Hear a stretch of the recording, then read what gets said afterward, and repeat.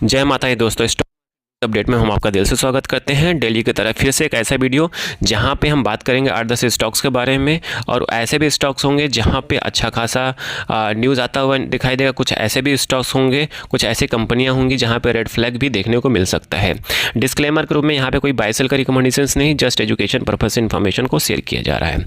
देखेंगे अडानी पोर्ट में गजब का न्यूज़ आया है। न्यूज़ ये है कि अडानी पोर्ट का फरवरी में कंपनी का कुल कार्गो वैल्यूम की बात करें तो 16% बढ़कर 42.5 मीट्रिक टन रह गया। वहीं कंटेनर और ड्राई कार्गो सेगमेंट में शानदार बढ़त देखने को मिला। बट तो ये तो आपने देखा फरवरी का डेटा है, ठीक है। अभी तो मार्च का डेटा बाकी है। क्यों? क्योंकि जिस तरह मिडिल ईस्ट में वार चल रहा है, इसके वजह से आप लॉजिस्टिक वाली जितनी कंपनियां हैं वहाँ पे गिरावट देखने को मिला है, ठीक है। तो आने वाला जो क्वार्टर होगा वहाँ पे आपको साफ साफ दिखाई दे सकता है, तो बी अलर्ट हो जाइए। इस तरह के न्यूज़ को देख के बाई के सिचुएशन में ना आ जाइएगा, ठीक है। हमेशा बाई करिए, वेट करिए, और सही पोजीशन और सही टाइम और सही वैल्यूएशन पे बाई करेंगे तो पैसा तभी बनेगा। फिर वही हम बात करते हैं सिप्ला की बात करें तो देखिए सिप्ला बायोलॉजिकल, सिप्ला ने एक ज्वाइंट वेंचर किया है किस कंपनी के साथ? कैम्पबेल बायोफार्मा के साथ। जी हाँ, ज्वाइंट वेंचर किया है और एक नई कंपनी भारत के दवाइयों के विकास और लाइसेंसिंग का काम करेगी।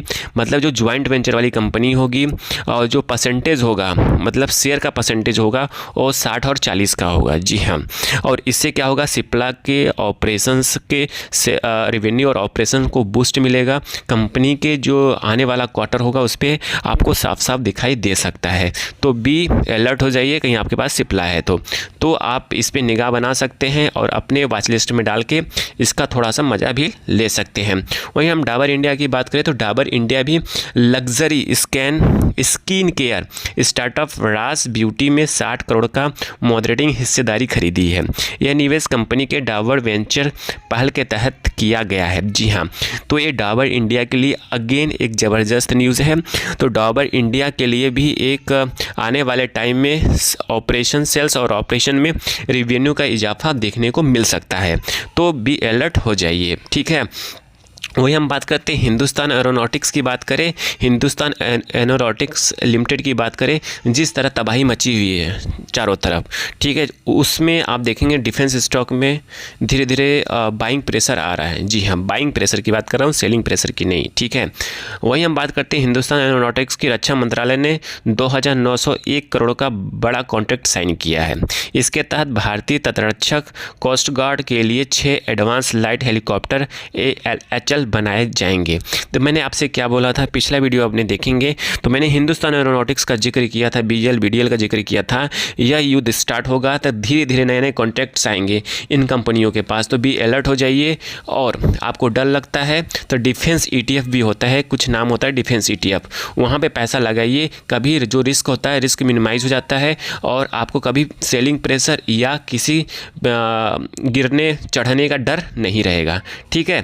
फिर वही हम बात करते हैं लुपिन की बात करें तो लुपिन महाराष्ट्र GST विभाग की जांच पूरी हो चुकी है और कोई प्रतिकूल रिपोर्ट एडवर्स फाइंडिंग नहीं मिला है और कंपनी कामकाज सामान्य रूप से जारी है। तो यहाँ पे लुपिन को राहत मिलता हुआ दिखाई दे रहा है।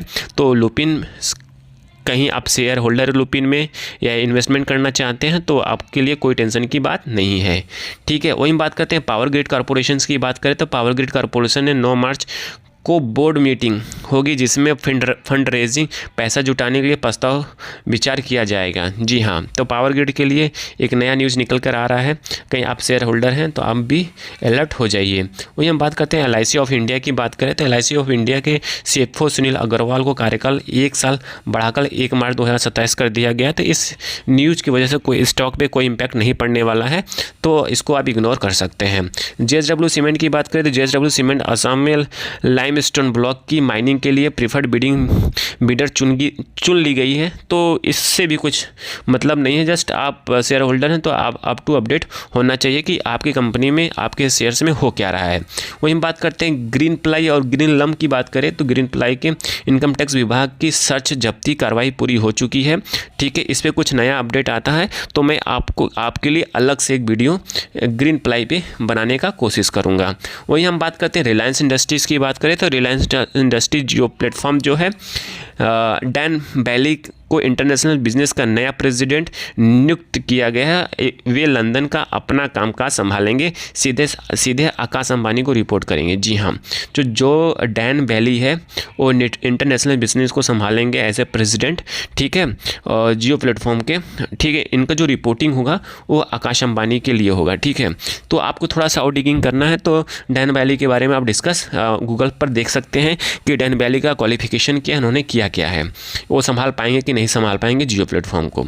वहीं हम बात करते हैं नैटको फार्मा की बात करें तो नैटको फार्मा में अमेरिका में कैंसर का इलाज की दवा पेमोलाइडोमाइड कैप्सूल लॉन्च की है। यह पोमलास्ट का जेनेरिक वर्जन है जिसका अमेरिका में सालाना से लगभग 3.2 बिलियन है। तो ये अपने आप के लिए नैटको फार्मा के लिए ज़बरदस्त न्यूज़ है। इस स्टॉक पे आप लगाइए रडार, वॉच लिस्ट में लगाइए, नो डाउट आपको अच्छा एक्सपोजर मिल सकता है। वही हम बात करते हैं टाटा मोटर महिंद्रा की बात करें तो टाटा मोटर महिंद्रा के इंडोनेशिया ऑर्डर्स के रुकने की खबर पर दोनों कंपनियों ने सफाई दी है। टाटा मोटर को 70,000 और महिंद्रा के 35,000 गाड़ियों का ऑर्डर मिला है। इसकी सप्लाई जल्द शुरू कर दी जाएगी। डिस्क्लेमर के रूप में यहाँ पे कोई बाई सेल का रिकमेंडेशंस नहीं है, जस्ट एजुकेशन पर्पस इन्फॉर्मेशन को शेयर किया गया है। आई थिंक सारी इन्फॉर्मेशन आपको समझ में आ चुकी होगी। समझ में आ चुकी प्लीज़ अपने दोस्तों के साथ जरूर शेयर करिएगा। Thank you for watching this video.